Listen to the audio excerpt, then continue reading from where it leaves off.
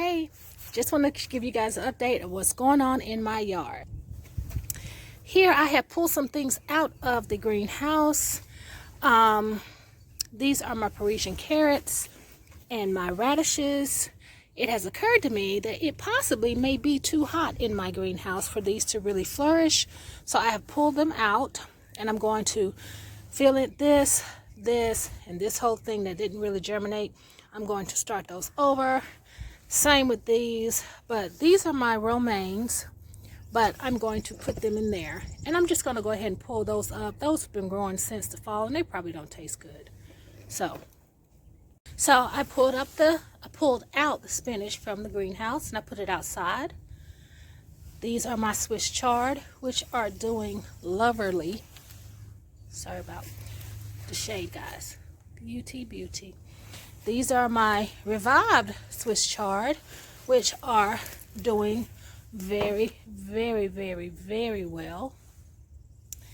And these are my giant garlic and my garlic. Remember I showed you guys a few weeks ago? See how much they've grown? These are beets that I took out of the greenhouse and put into a pool rather.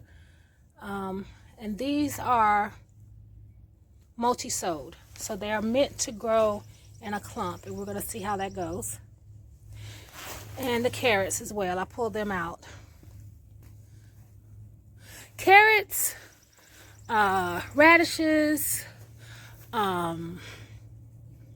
any root vegetables, spinach, those are cold hardy plants.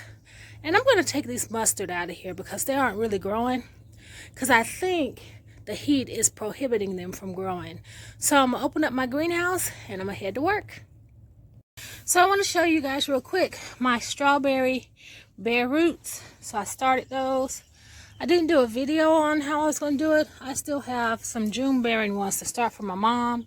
So I'll be doing a video about that in the next couple of days.